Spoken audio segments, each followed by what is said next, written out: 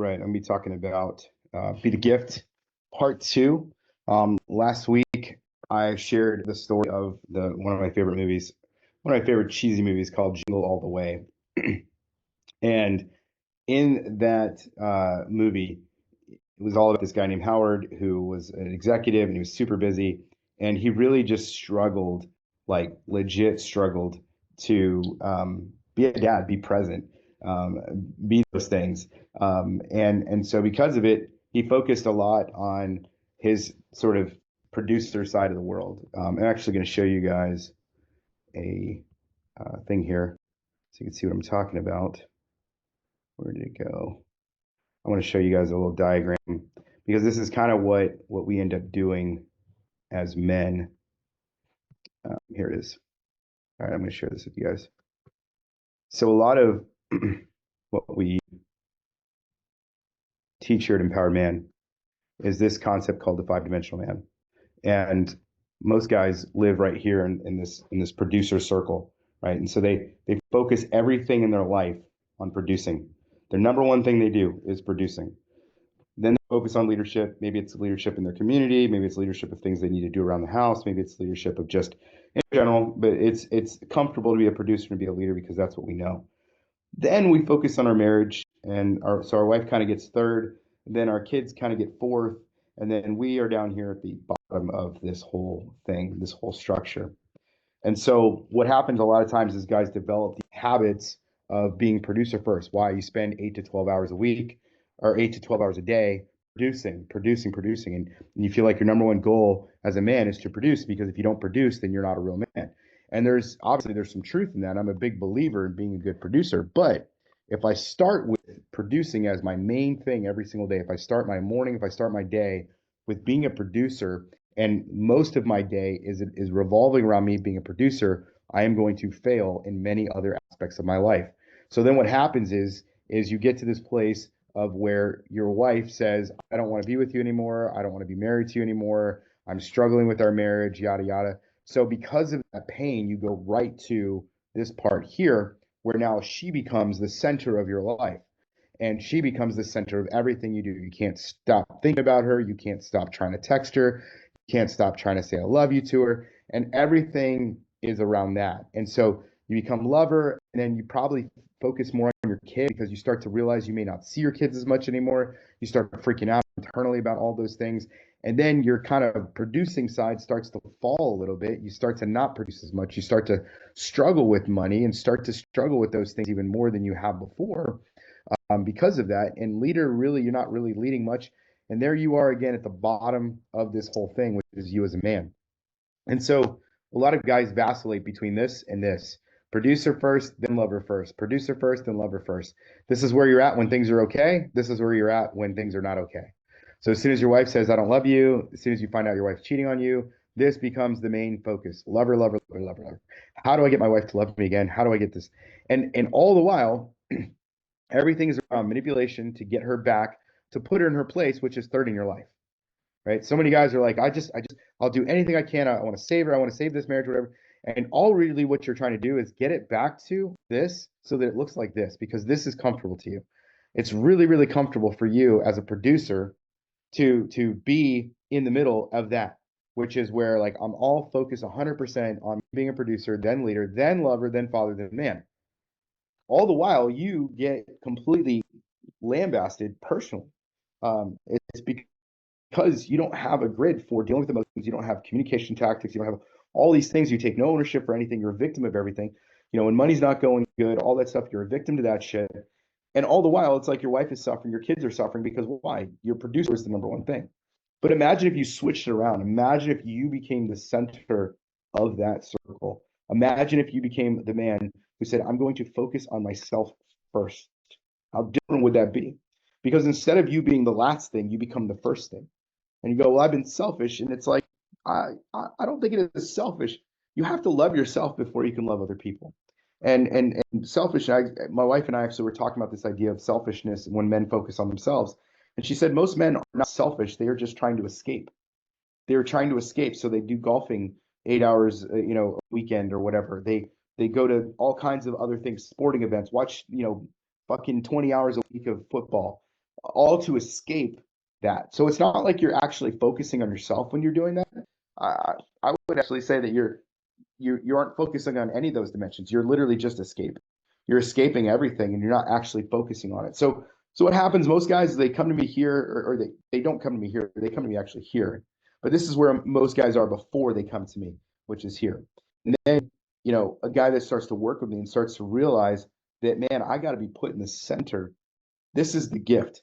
This is the gift right here. See, because like we were talking about this last week about your kids, and that you are the present. Well, you can't be that present if you're this guy up here and if you're this guy up here. Because if your wife is the number one thing in your world and you're not, you're struggling. You're not just struggling. You are fucking it up big time. Because your kids are going to be the byproduct of that. But when you become the guy, when you become the man, when you become the one who is focused on himself, focused on his emotional world, his spiritual world, his hobbies, his interests, and things like that, that don't necessarily become an escape for him, but become a jumping off point in his life, right? Like every morning, I start my day with a walk. I do some prayer and some meditation. I do some gratitude. I do some journaling. I do all those things before I start my day as a producer, before I start my day as a father, before I get up at 6 o'clock in the morning every morning to do these things, sometimes 5:30, to do these things to make sure that I am okay, that I am taken care of. If I have emotions, if I have shit in my life around my wife or my kids or things I'm feeling, that's my time to process those things. That's my time to come to the place and do that. But if I did this is what I used to do back in the day, is like every morning I'd wake up and I would just start work. I would just start working on stuff. I would just start, handling shit, sending emails, doing these things.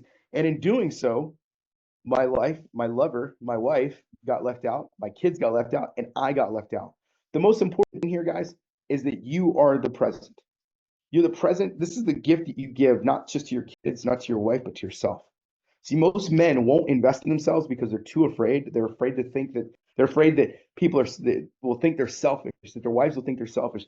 They're too afraid that, well, if I do that, then that means Johnny has to go without karate, or my wife can't get her Pilates, or all these things. And it's like, dude, you can do that. You can totally do that. Make her the center of attention. Make your kids more important than you, and all these things. And what will happen is you will die a slow death. See, this is why most men live lives of quiet desperation. Most men live lives of just like they want to be honorable. They're like the guy in Braveheart, who's like the old guy who gets shot with an arrow and he lifts up this thing so the guys can rush through and there's a fucking arrow going through his chest and all this shit. And we want to be that guy because we want to be special and important. We want to be that real tough man who can take an arrow and take a bullet and take all this stuff.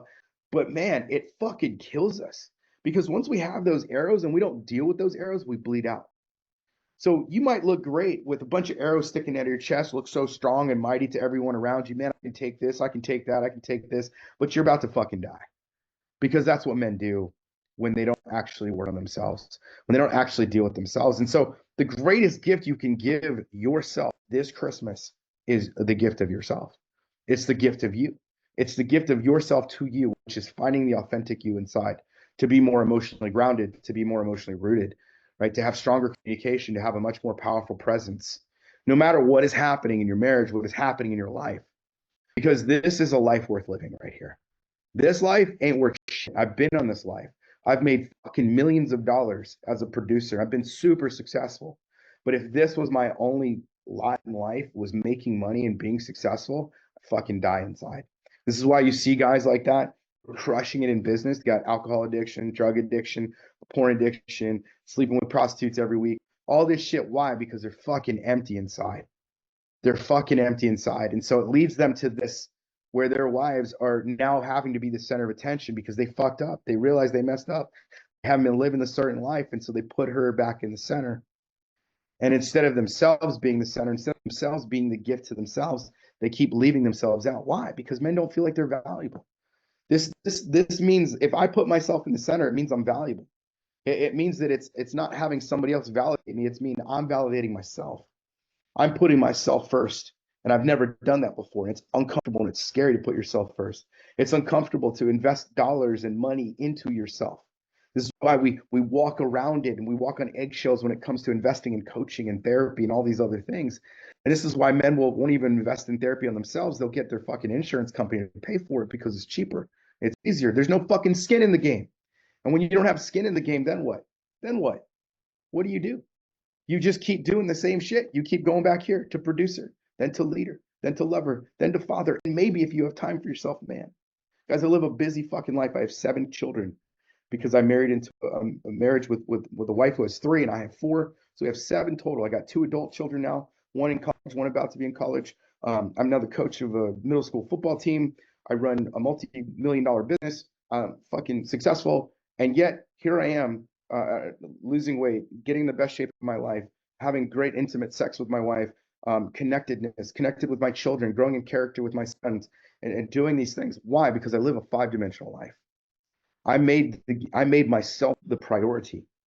And if you're missing that, if you're like, dude, I don't have that in my life, it's because you're too focused on one of these 2 circles here. Guarantee money to men is like everything. It's a fucking identity. It is an identity.